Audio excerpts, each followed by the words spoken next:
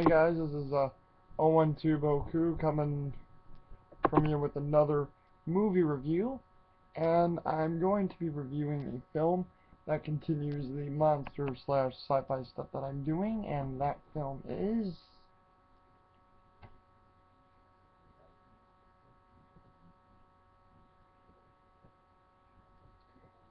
Yep, you guessed it.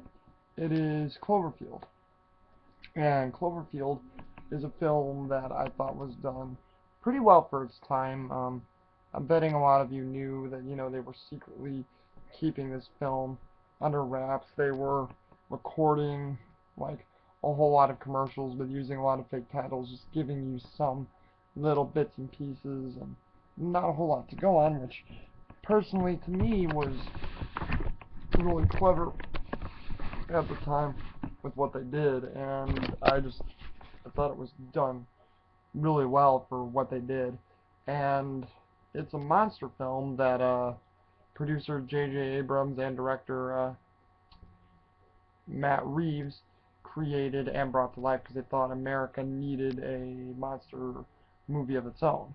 And I agree, we do, except we are not that well good at it. I will get into that towards the end of this review, and you know what it's about. But yeah, Cloverfield was just a very brilliant film about a monster that comes and terrorizes New York, Manhattan mostly, and just it was done well, and from the first-person view camera, where it gives you a bird's eye view of what goes on, which at times can be confusing, but I thought once again it was pretty well done.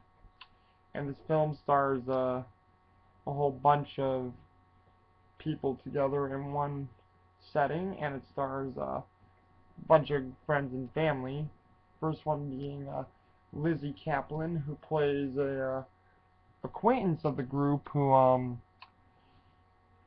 it goes by the name of Marlena Diamond, and she's just sort of a person who goes to this party of a guy named I think it's Rob. Robert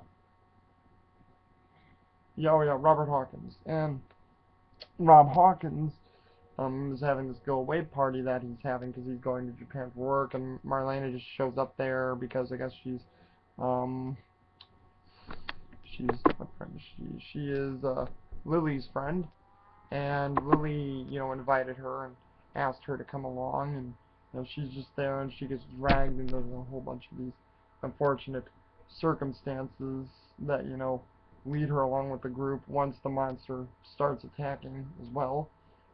And then there's also, let's see, Jessica Lucas, which is Lily Ford, who is the girlfriend of Rob's brother. I think it's let's see here. Oh, Jason Hawkins. And Jason, Lily is Jason's girlfriend. She's there to provide moral support, and she's there throughout the movie to just like push characters along, to give them what they need, and to provide that moral compass that we have throughout the film. And Lily and Jessica Lucas does a pretty good job of that, leading that into the film. I thought she did a pretty good job. And then there's T.J. Miller, who I think is the main driving force of this film, minus Rob, who plays a guy named Hud, who is Rob's best friend. And at first it's supposed to be Jason, who is recording Rob's night when Rob goes to Japan, and he passes it off to Hud because he doesn't want to do it. So Hud basically takes the camera, records the night and does a whole bunch of goofy, whacked up stuff, and he basically is there recording still when the monster hits, and he basically records everything while holding the camera from his point of view, what the monster does, what he's seeing, what he's perceiving, and even tells Rob at a point, because Rob asks Hud if he's still recording, and Hud's like, yeah, people need to have it all go down, and or need to see how it all went down, and because no one's going to believe that a giant monster attacked New York if they stop this thing. And he's really the comic relief character. He does a whole bunch of wisecracking jokes and is trying to make the group feel better, but the group sometimes thinks he's annoying, or he's you know not all there, and he's just a little too wacky for everyone's pace and beliefs. And T.J. Miller just did a very, very good job at this. And once again, for people who've not seen this movie, spoilers, as I always say.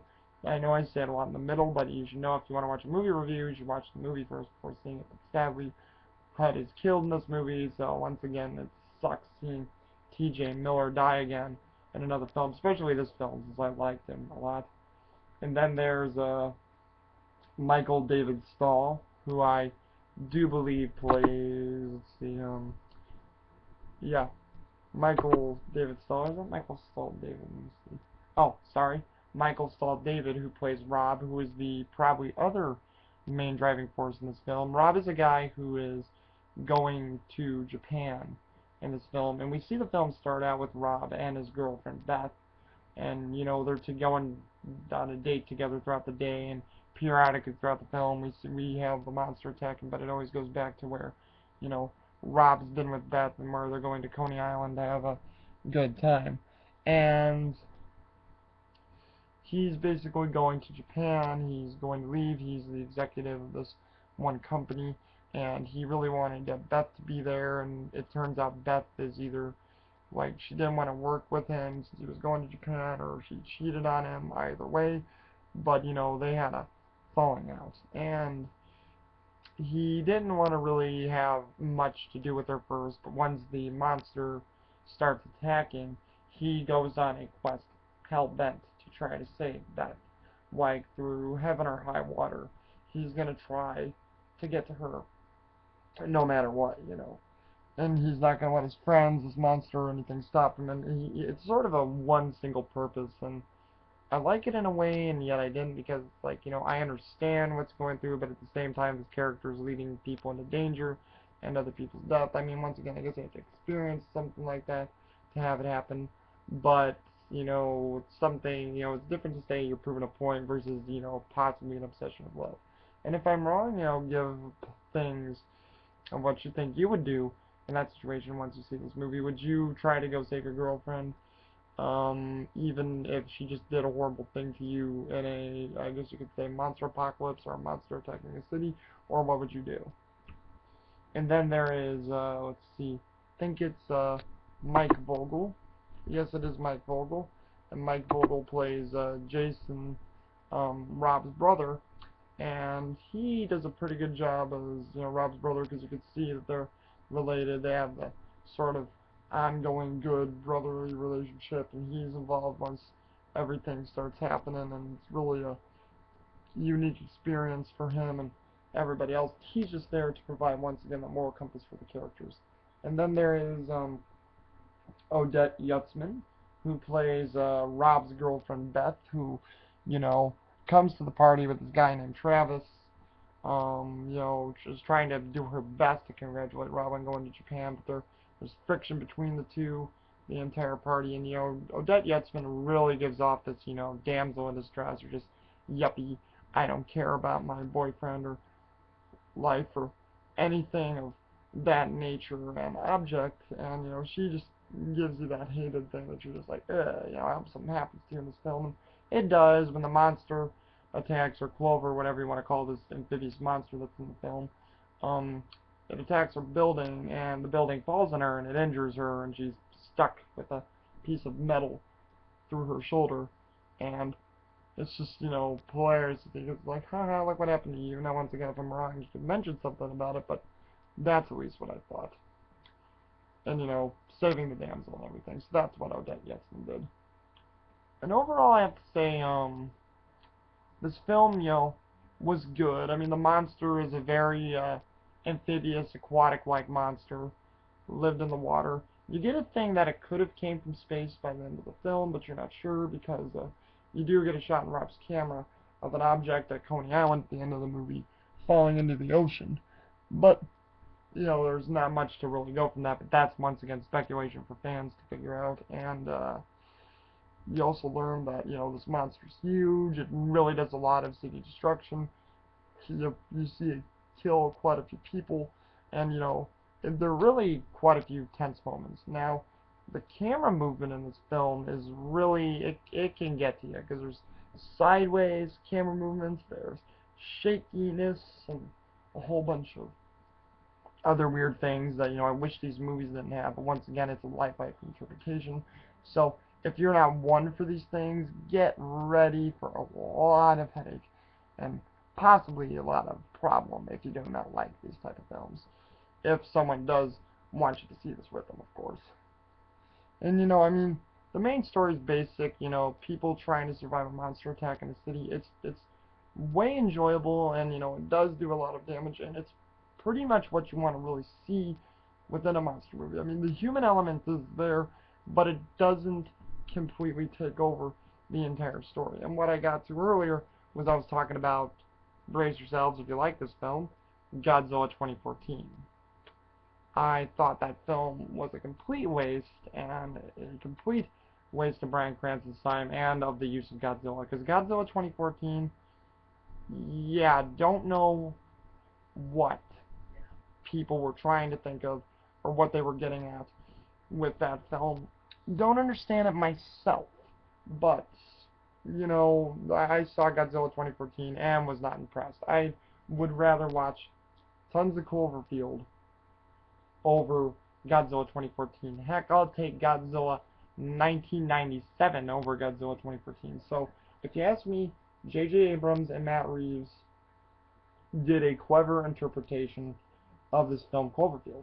They did a very clever interpretation of what a monster should be doing while attacking a city, causing problems, causing panic, destruction.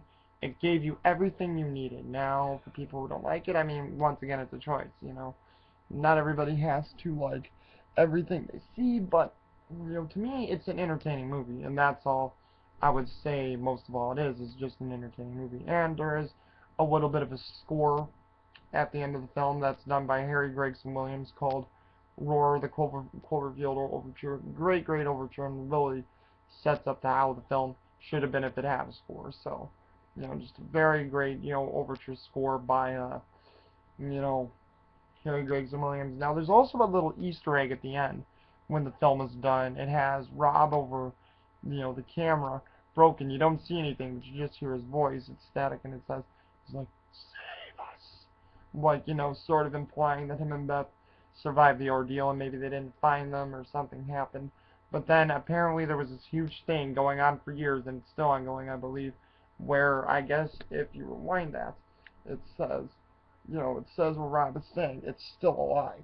And that was a huge rumor, and I've heard it. Now, I don't know if it exists, because whenever I watch the film over, it's really hard to see how do you get it still alive from a few bits of static and, save us, or help us.